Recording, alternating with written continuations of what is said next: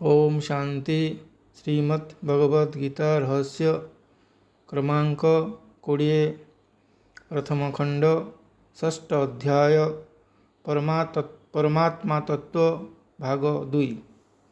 आदरणीय भाई और भौणीगण, परमात्मा रूप अपरिवर्तनीय, यह सूक्ष्माति सूक्ष्म होइथिबारु अविनाशी एवं अविभाज्य। यही रूपर कौन सी अंग बा अंश नहीं। यह क्षय हुए नहीं कि वृद्धि मध्य हुए नहीं। यह जरा मृत्युर अधीन नुहे एवं प्रकृतिर परिवर्तन रे यह प्रभावित हुए नहीं। क्लेश कर्म विपाकाशयर परासृष्ट पुरुष विशेष ईश्वर। योगदर्शन 1/21। स पूर्वेशामपि गुरुः काले नालच्छेदात्। योगदर्शन 1/26। पातंजलि मध्य परमात्मा को सर्वव्यापक बोली स्वीकार करि नाहंती। तांको अनुसारे परमात्मा काल प्रभावरु मुक्त एक पुरुष विशेष अटंती। देश बंधश्चितस्य धारणा तत्र प्रत्ययैकतानता ध्यानम। योगदर्शन 3/1-2। यदि परमात्मा को पुरुष विशेष व पुरुषोत्तम न कही सर्वव्यापक बोली स्वीकार करा जिवो, तेबे तांको ठारे मन एकाग्र होई परिबो नहीं। कारण योगाभ्यास बेले मन को एक देश विशेष रे स्थिर करने को हुए। यह ही पतंजलि योग दर्शन अनुसारे धारणा एवं ध्यान। श्रीमद् भगवद गीतारे मध्य भगवान बारंबार मन मना भवर उपदेश देइछन्ति। गीता मध्य मुख्यतः एक योग शास्त्र अटे। तेणु गीतारे परमात्मा को परम पुरुष बा पुरुष श्रेष्ठ कहा जाइछि। परमात्मा सूक्ष्मतम, अविनाशी एवं अव्यक्त अटंती। अल्प बुद्धि संपन्न लोके तांकर एही परम भाव को न जानी तांको इंद्रिय गोचर एक साधारण मनुष्य शरीरधारी बोली भावन्ति। अव्यक्तम व्यक्तिमापन्नम मन्यन्ते माम अबुद्धयः परम भाव अजानन्तम माम अव्ययम अनुत्तमम। गीता अध्याय 7 श्लोक 24। परमात्मा को ही परम शाश्वत अव्यक्त भाव समस्त जगत ध्वंस हेले मध्य विनष्ट हुए नहीं। परस्तस्मात्तु भावो अन्यो अव्यक्तो अव्यक्तात् सनातनः जः सर्वेषु भूतेषु नश्यसु न विनश्यति। गीता अध्याय 8 श्लोक 20। परमात्मा स्वरूप परि तांको निवास स्थली परम धाम मध्य अव्यक्त और अविनाशी। ता समस्त आत्मांकर परम गति बा अंतिम लक्ष्य अटे। अव्यक्तो अक्षर इत्युक्तस्तमाहु परमां गति। अध्याय 8 श्लोक 21। यही परम धाम बा ब्रह्म तत्व हेउची परमात्मा को जोनि अर्थात गर्भाधान स्थली सदृश। सेतिरे से गर्भ अर्थात चैतन्य आत्मा रूप बीज को स्थापन करती। तेणु समस्त जीवंकर उत्पत्ति हुए। मम जोनि महर्त ब्रह्म तस्मिन् गर्भ दधाम्यहम् संभवः सर्वभूतानां ततो भवति भारत। गीता अध्याय 14 श्लोक 3। परम धाम यही संसार आकाश तत्व ऊर्ध्वरे थिबारु ताहाकु सूर्य चंद्र किंबा अग्नि प्रकाशित करि पारंती नहीं। न तद्भासयते सूर्यो न शशांक न पावकः। गीता अध्याय 15 श्लोक 6। से परम धाम निवासी परमात्मा ज्योतिर्मानंक मध्यरे ज्योति अटंती एवं तांको अंधकार अति ऊर्ध्वरे बोली कहा जाए। ज्योतिषाम अपि तज्ज्योतिस्तमसः परमुच्यते। गीता अध्याय 13 श्लोक 17। सही परम धाम रे अव्यक्त ब्रह्म नामक प्रकाश विद्यमान। से अचिंत्य समय मध्यरे सर्वत्र पहुंची पारंती। कारण प्रकृतिर कौन सी तत्व तांकर गतिपथरे बाधक नुहे। पुनश्च शरीर बा कर्मर बंधन रूपक बाधा मध्य तांको पाई नहीं। परस्पर ठारू लक्ष लक्ष माइल व्यवधान रे थिले सुद्धा अनेक व्यक्ति एका समय रे निज निज स्थान रे थाई परमात्मा को अनुभव करि परिबे।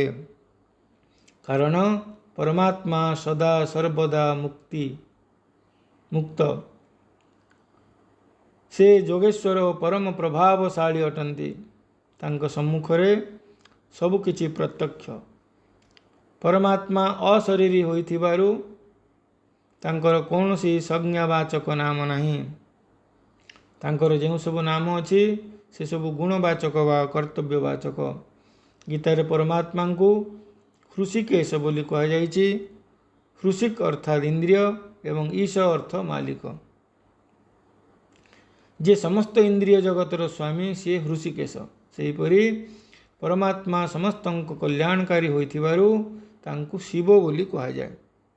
वेद और उपनिषद रे मध्य परमात्मा को शिव नाम रे वर्णना करा जाइछे।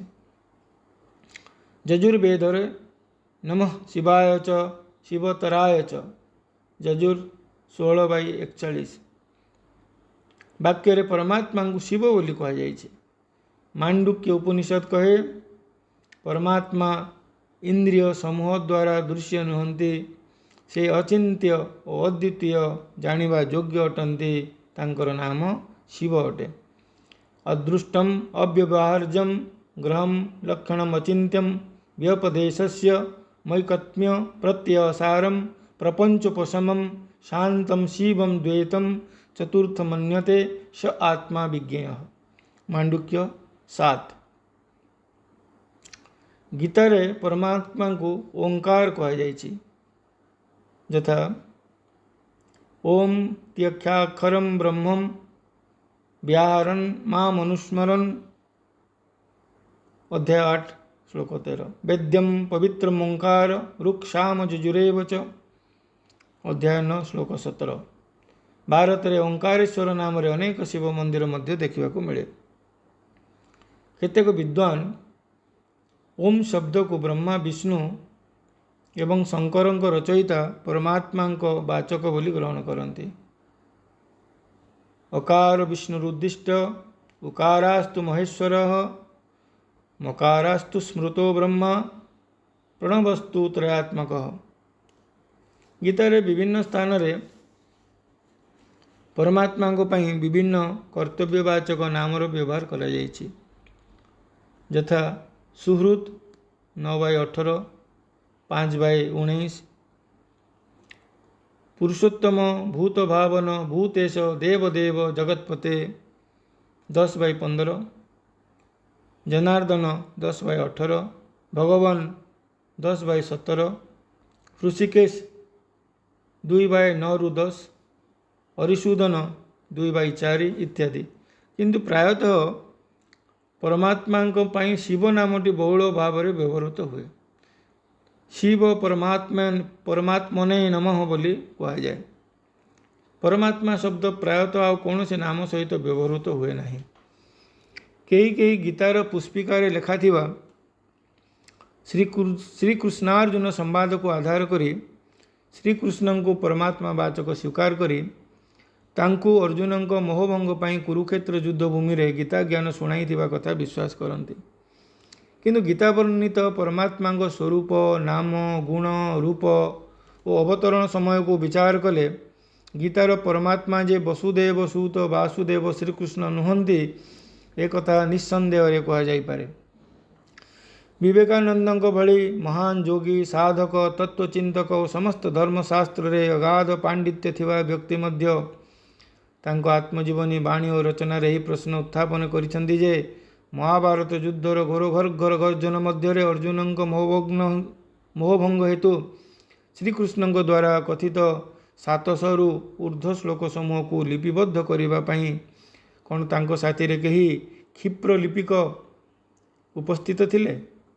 यह एक युद्ध शास्त्र नुहे, यह एक योग शास्त्र। तापर गीता जे महाभारत अंशविशेष ए विषय मध्य समस्ते एकमत नुहंती। कुरुक्षेत्र युद्ध पड़िया कौरव पांडव मानक मध्य जे प्रकृत ऐतिहासिक महाभारत युद्ध होइतिला से विषय मध्य कौन सी प्रामाणिक तथ्य वर्तमान पर्यंत उपलब्ध होई नाही। स्वयं परमात्मा प्रजापिता ब्रह्मांग माध्यम अर्जुन रूपी मानवात्मा मानंकु कलिजुगर घड़ीसंधि मुहूर्त कल्प पूर्व गीता ज्ञान शुणाई, जहाँ परवर्ती समय संस्कृत भाषा काव्यिक रीति लिखित होइछि। प्रत्यक्षता को प्रमाणर आवश्यकता नहीं। वर्तमान मध्य सही परमात्मा प्रजापिता ब्रह्मा कुमारी ईश्वरीय विश्वविद्यालय माध्यम गीता ज्ञान प्रदान करुछन्ति। तेणु श्रीकृष्ण को गीता ज्ञानर उपदेष्टा कही तांको गीतार परमात्मा वाचक मानिबा एक महान भूल हेब। परमात्मा कर्मजनित शरीर नथिबारु तांको कौनसी कर्मर बंधन नहीं। न च माम तानि कर्माणि निबध्नन्ति धनंजय। गीता अध्याय 9 श्लोक 9। मानव निजर पाप बा पुण्य कर्म फल भोग करने को भल बा मंद घरे जन्म निए। जन्म हेले मृत्यु अनिवार्य। गीता कहे परमात्मा अजन्मा, अकर्ता, अभोक्ता और अशरीरी। यही दृष्टि परमात्मा को श्रीकृष्ण शरीर धारण कर जन्म ग्रहण करथिले बोली कहवा जुक्ति सम्मत हेब नहीं। परमात्मा स्वयं गीतारे कहिसेंति जे मु हेउची एही समग्र जगतर पिता, माता, पितामह, गति, भर्ता, प्रभु, साक्षी, निवास, आश्रय, सुहृद, उत्पत्ति, प्रलय, स्थान, निधान एवं अविनाशी बीज स्वरूप। पिताहमस्य जगतो माता धात पितामह।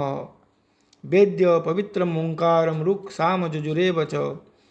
गतिर्भर्ता प्रभु साक्षी निवास शरणं सुहृत् प्रभव प्रलय स्थानम निधानम बीजम व्ययम।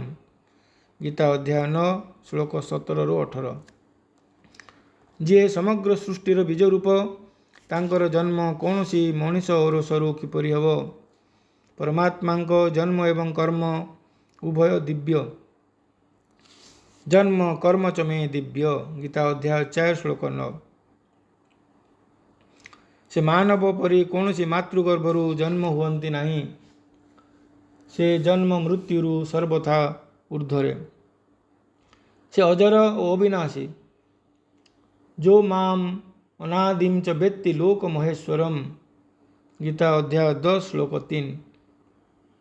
से अजर और अविनाशी स्वरूप तथा प्राणी मानंकर ईश्वर होइतेले मध्य निज प्रकृति को अधीन करी निजर जोग शक्ति व ज्ञान बल प्रकट हुअन्ति। अजोपि सन् अव्ययात्मा भूतनाम ईश्वरपि सन् प्रकृतिं स्वामधिष्ठाय संभवात्म्य मायया। गीता अध्याय 4 श्लोक 6। महाविनाश समय समस्त प्राणी परमात्मा परी ज्योति बिंदु स्वरूप हो जाती। कल्प आरंभ से से पुनश्च सर्जना करती। अर्थात कर्मफल अनुसार परम धाम तांको सहित थिबा आत्मागण को से तांको द्वारा स्थापित नूतन सृष्टि को शरीर धारण करिबा पई प्रेरित करती। एहीपरि प्रकृतिर वशीभूत होई पराधीन भाव थिबा प्राणी वर्ग को से निज प्रकृति रे वशीभूत करी बारंबार सर्जना करती। अर्थात कल्प कल्पांतर महाविनाश पर एहीपरि स्थापना कार्य चली आसुथाए। सर्वभूतानि कौन्तेय प्रकृतिं जानति मामिकां। कल्पक्षये पुनस्थानि कल्पादौ विसृजाम्यहं। प्रकृतिं स्वामवष्टभ्य विसृजामि पुनः पुनः। भूतग्राममिमं कृष्णं वशं प्रकृतेर्वशात्। गीता अध्याय 9 श्लोक 7-8। अच्छा, बर्तन पाई एतिकी। ओम शांति।